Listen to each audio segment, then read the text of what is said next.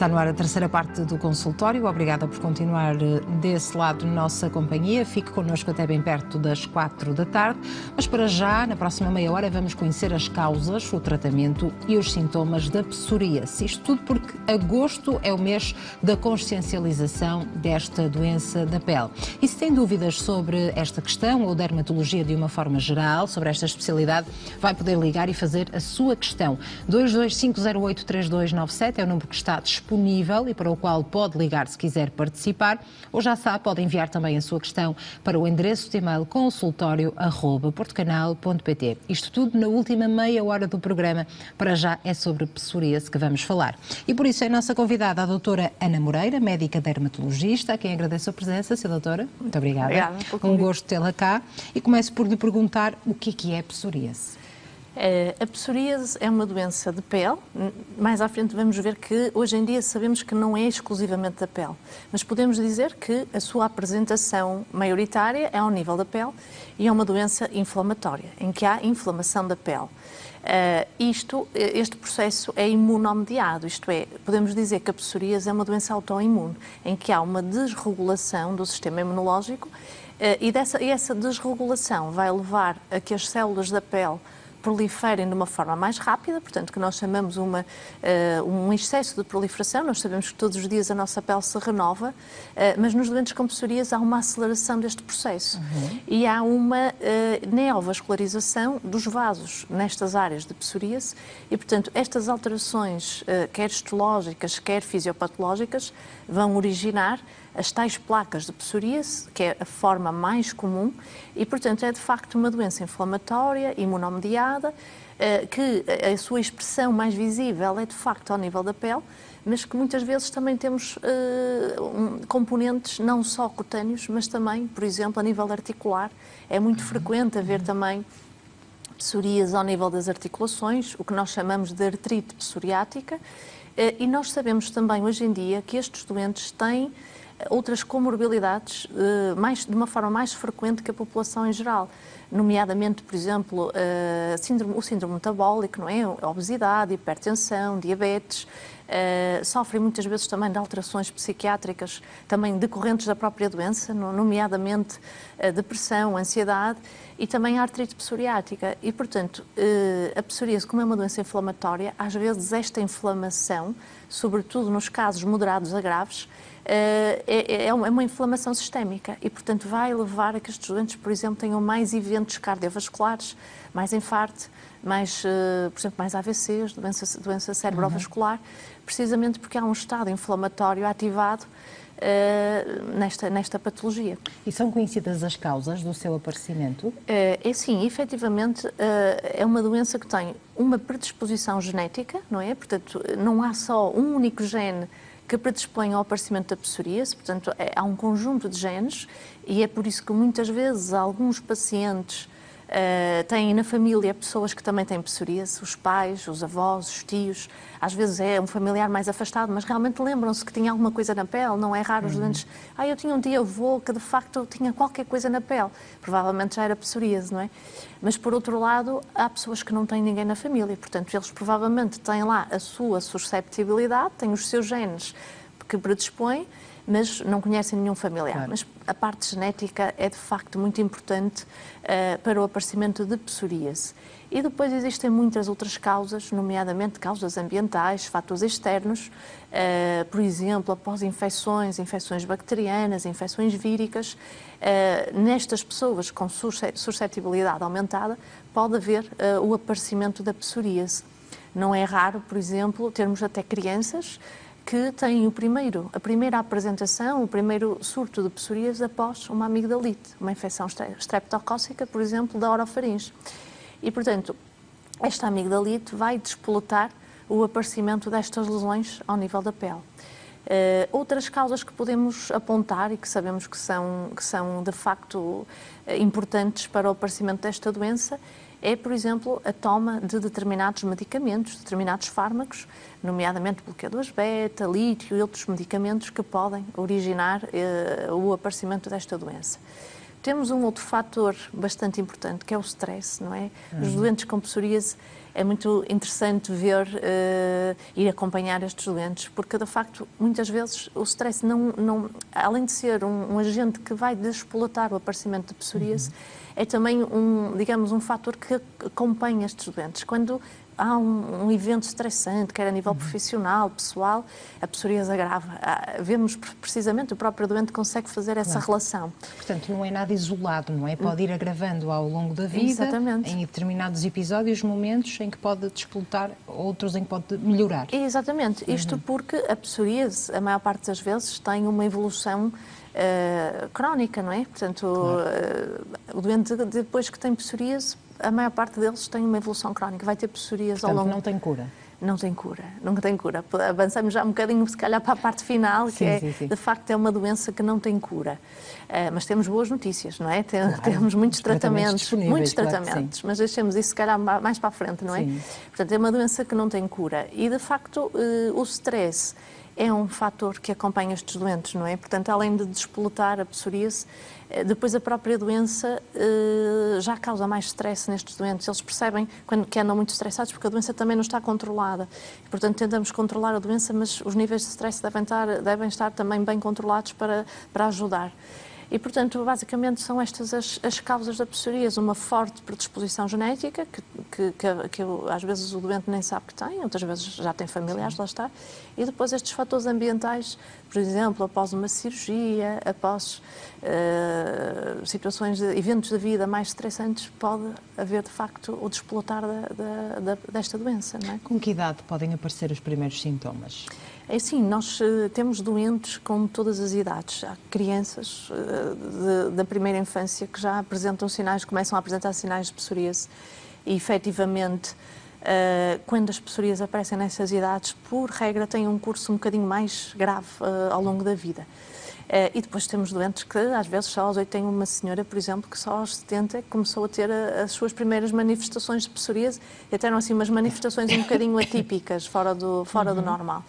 Mas há ali 2 picos na vida onde ela se manifesta com mais frequência, que é entre os 20 e os 30 e entre os 50 e 60 anos. Portanto, há ali 2 picos de idade, mas efetivamente não exclui que na infância ou noutras faixas etárias também possa aparecer. E, de facto, a psoríase é transversal a ambos os sexos, feminino, masculino, e acaba por englobar todas as idades. E a mais comum é a manifestação na pele, não é? Aquela escamação da pele, que dá até comichão, imagino, dá comichão, pode dar comichão, mas nem todas as psoríases dão comichão. Claro. E, sobretudo, os doentes que têm, de certa forma, lesões e que não têm sintomas. Porque o prurido, a comichão, é, de facto, um sintoma muito incomodativo. Há quem diga que até em termos... é mais incomodativo do que a própria dor.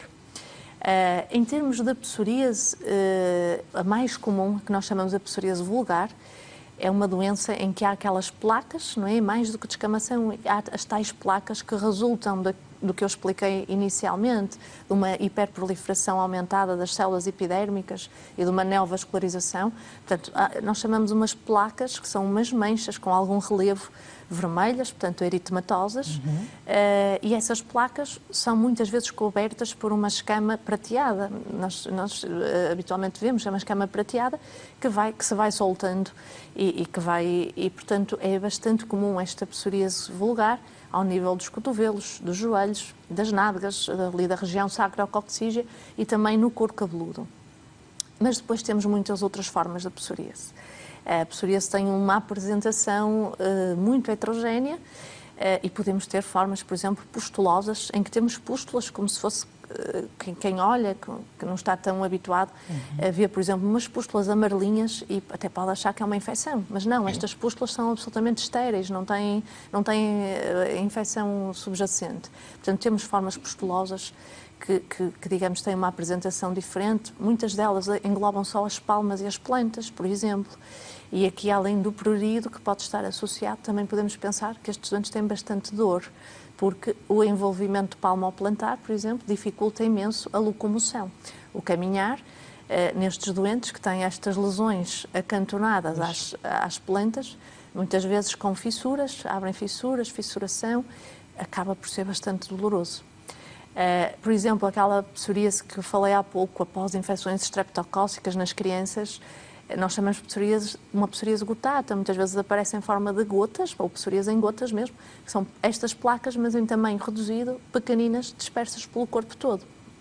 E depois temos, por exemplo, por áreas anatómicas, por exemplo, psoríase só do couro cabeludo, psoríase por exemplo, só das unhas, um envolvimento unguial, que pode acontecer também, psoríase da área genital, por exemplo, que também acaba por, obviamente, por ser um transtorno imenso, não é? É difícil a aplicação de cremes, é difícil o tratamento nesta área em particular.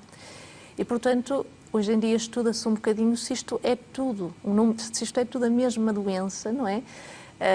Se a fisiopatologia é toda a mesma, uma vez que temos apresentações clínicas tão heterogéneas, não é?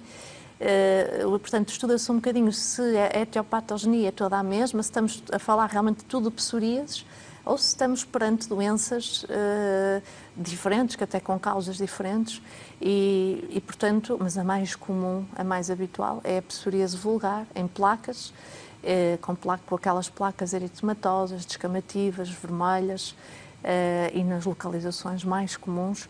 E depois, felizmente, temos doentes menos graves, em que as lesões são pequeninas, acantonadas, aparecem, desaparecem. No verão até costumam melhorar com a exposição ao sol, não é? Que, de facto, recomendamos muito a estes doentes fazerem exposição solar, porque o sol e a radiação ultravioleta têm uma ação anti-inflamatória muito importante. E, portanto, muitas vezes resolve as formas mais leves, mais ligeiras, e os doentes dizem muitas vezes: eu até setembro, outubro ando ótimo, depois o inverno é um bocadinho mais difícil de passar. Mas temos estas formas mais ligeiras e depois temos formas de facto, mais graves, mais severas, que precisamos de utilizar outras terapêuticas para controlar e para que o doente possa ter qualidade de vida, não é? E até para essas há tratamento, precisamente para estar controlada, não é? Quais são as opções de tratamento Felizmente. disponíveis? É assim, em termos de tratamento, e porque a pele é um órgão que tem uma vantagem imensa, que o doente tem acesso às suas lesões, não é? É vantagem por um lado, desvantagem por outra, porque as lesões são visíveis depois, ao fim e ao cabo são visíveis. Portanto, em termos de arsenal terapêutico, temos desde cremes, pomadas, espumas, portanto, a indústria desdobra-se em novas apresentações de aplicação tópica para realmente aplicar diretamente nas lesões de psoríase e controlar. Muitas vezes esta abordagem terapêutica é suficiente nos casos mais ligeiros. Claro que ao fim de alguns anos os doentes estão cansados. Há meses e às vezes anos, de facto, os doentes estão muito cansados, porque é todos os dias a aplicar cremes, pomadas. Portanto, é um bocadinho, às vezes desistem, às vezes não aderem tanto à terapêutica, porque é todos os dias aquele ritual de aplicar o creme, de colocar, de sujar os lençóis da cama, pela aplicação das pomadas e por aí fora. Depois temos uma opção muito interessante também, que é precisamente a fototerapia. A fototerapia é um tratamento que é feito em meio hospitalar, com uma cabine, não é? E temos fototerapia com radiação UVA e UVB. E o que é que fazemos? Administramos doses controladas e baixinhas do UVA ou UVB a estes doentes para imitar, digamos, a exposição ao sol. E, de facto, praticamente é uma terapêutica que não tem grandes efeitos laterais, sobretudo os UVB de banda estreita, que utilizamos com mais frequência. Tem uma ação anti-inflamatória, realmente, com resolução das lesões. Depois temos tudo o que é terapêuticas convencionais, tratamentos, os comprimidos, o tratamento habitual, nomeadamente com ciclosporina, a citratina, que são retinoide, e o metotrexato. Portanto, quer a ciclosporina, quer o metotrexato, são fármacos que são imunossupressores. Portanto, nós vamos reduzir um bocadinho esta autoimunidade, este excesso de imunidade do doente, baixar um bocadinho esta imunidade para permitir que ele não desenvolva estas lesões. E nos casos mais graves são tratamentos que têm que se fazer a vida toda, não é? Algumas vezes tem que se fazer a vida toda. Agora, por exemplo, a ciclosporina é uma medicação que não podemos fazer toda a vida. Tem algum acometimento, algum atingimento renal, não é? Temos que ir fazendo análises para vigiar, portanto, estas medicações têm que ser feitas sempre com vigilância, obviamente. E no máximo podemos fazer ali até 2 anos, estando tudo bem, de tratamento. E, portanto, depois o doente tem que sair dessa medicação e passar para outra, porque se pensarmos numa pessoa de 30, 40 anos, provavelmente temos que arranjar soluções para, durante uma longa temporada. Portanto, e depois podemos fazer o metotrexato, podemos fazer a acitretina, mas temos algumas contraindicações. Por exemplo, esta acitretina, o retinoide, não podemos dar a mulheres jovens que pretendam engravidar, certo? Porque ficariam 2 anos sem poder engravidar e, portanto, habitualmente deixamos nas senhoras para quando já estão no estado pós-menopausa, já na menopausa, não é? Pronto. E, portanto, temos que individualizar esta terapêutica. Não é igual para todos, né? Tem a ver com o tipo de doença que tem, se é homem, se é mulher, a idade, não é? E, portanto, se já tem hipertensão, portanto, excluímos a ciclosporina, que pode dar um aumento das tensões arteriais. Se já tem hepatotoxicidade, por exemplo, uma hepatite B, excluímos o metotrexato, por exemplo. Portanto, tem que ser muito bem individualizado. Mais recentemente, surgiram os medicamentos biológicos, que eu costumo dizer que quando tenho um doente em que acho realmente que é para colocar uma terapêutica biológica, é a minha maior satisfação em termos clínicos, porque sei que o doente vai ficar extremamente satisfeito. E às vezes acham que é milagre, não é? Acham que aquilo funciona de uma forma milagrosa, mas de facto a satisfação do doente após iniciar a terapêutica, às vezes já passaram por já fizeram fototerapia, já fizeram ciclosporina, já fizeram metotrexato e vão passar para uma nova terapêutica, às vezes não têm bem o alcance da resposta que estas terapêuticas hoje em dia proporcionam. E, de facto, estes medicamentos são medicamentos muito mais dispendiosos, muito mais caros, mas muito mais sofisticados em termos de performance, em termos também da forma como atuam, não é? Portanto, eles são habitualmente anticorpos monoclonais, produzidos em laboratório, que vão inibir uma determinada molécula que está com uma sobreexpressão na psoríase, nomeadamente o fator de necrose tumoral ou interleucina 12, 23, e, portanto, estas moléculas, em vez de serem imunossupressores assim gerais, são moléculas que vão inibir e funcionar muito ali na cascata da psoríase de uma forma muito seletiva. Portanto, mas nem toda a gente pode ter acesso a esse tratamento? Nem toda a gente. Felizmente, hoje em dia já está bastante mais generalizado. Estas terapêuticas são gratuitas para os doentes, portanto, são fornecidas pelas farmácias hospitalares.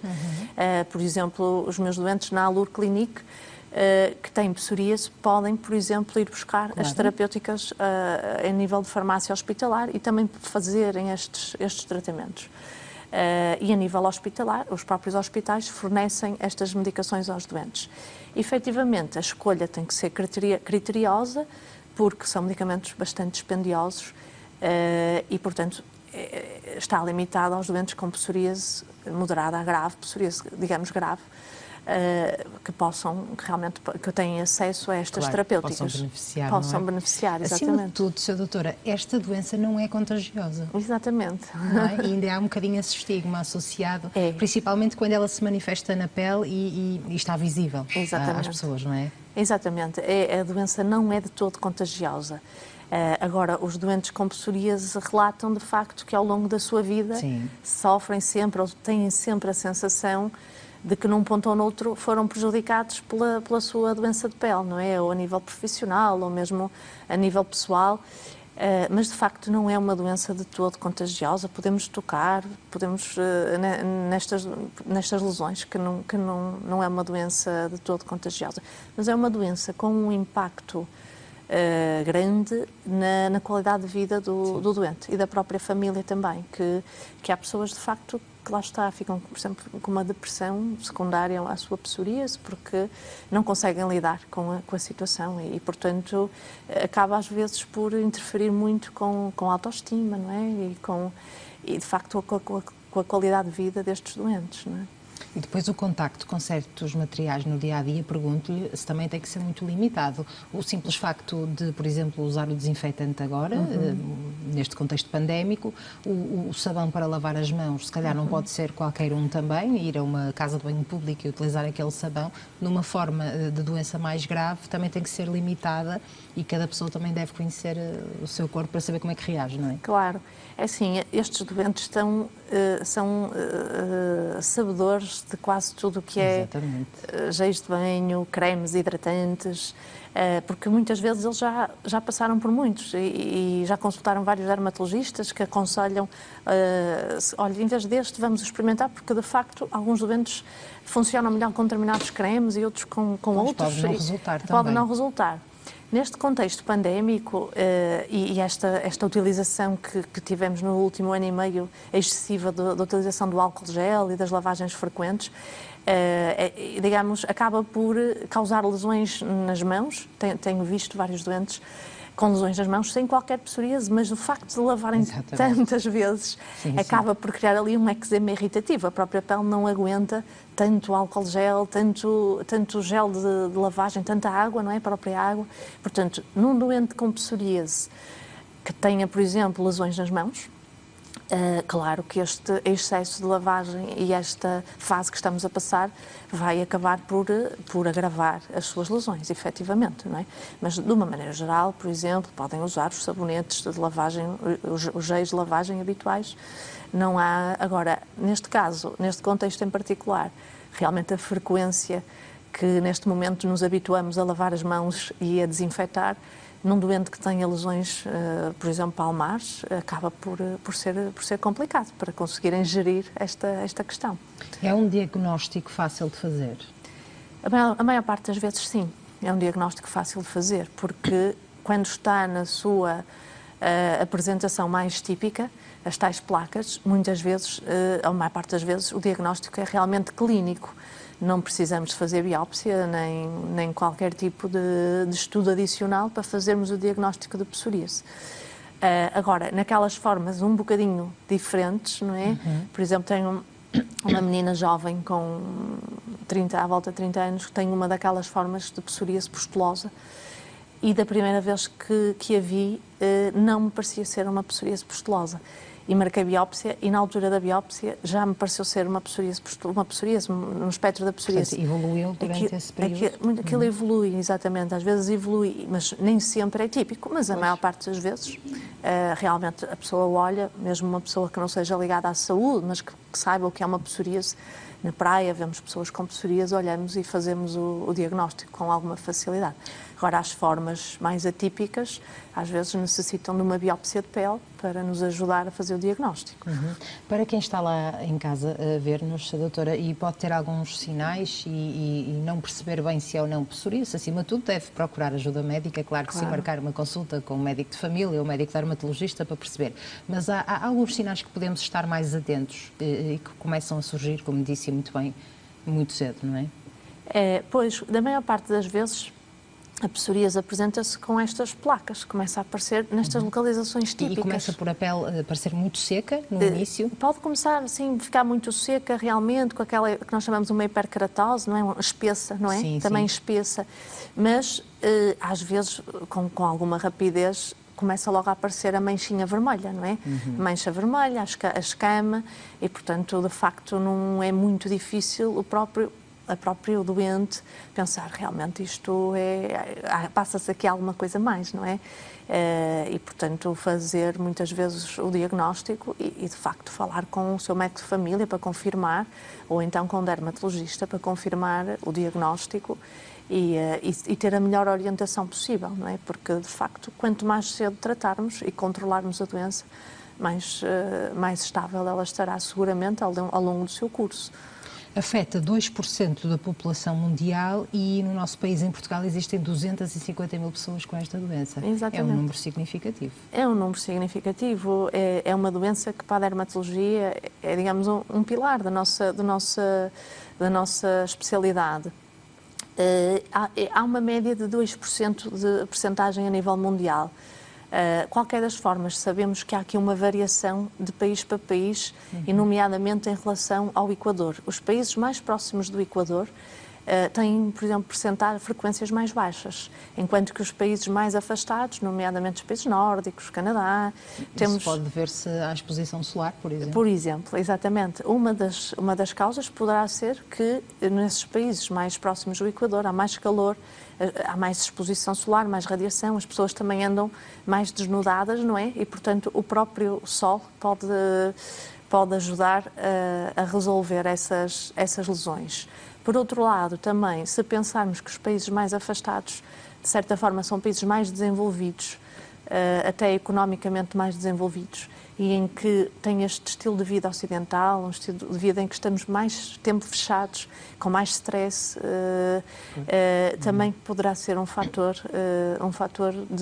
em que esta frequência acaba por ser superior comparativamente. Agora, a nível mundial, de facto, falamos de uma percentagem média de 2% da população afetada pela psoríase. Muito bem. Muito obrigada, Sra. Doutora, por esta explicação. Vamos fazer um curtíssimo intervalo e depois vamos ouvir as dúvidas dos nossos telespectadores. Sim, precisamente. Vamos fazer um curtíssimo intervalo e na última meia hora é a sua vez de ligar e participar neste programa. Se tem dúvidas relacionadas com esta doença de pele, estivemos aqui a abordar durante estes 25 minutos, portanto, psoríase, causas, sintomas, tratamento. Se continua com dúvidas, não deixe de ligar e fazer a sua questão. Estamos aqui à disposição. O número de telefone é o 225083297.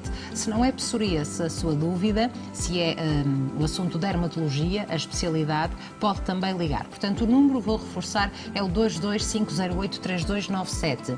Se for mais conveniente para si, pode enviar a sua pergunta para o endereço de e-mail consultorio@portocanal.pt. Tenho muito tempo para o fazer, nós vamos fazer um curtíssimo intervalo, daqui a 5 minutos voltamos. Até já.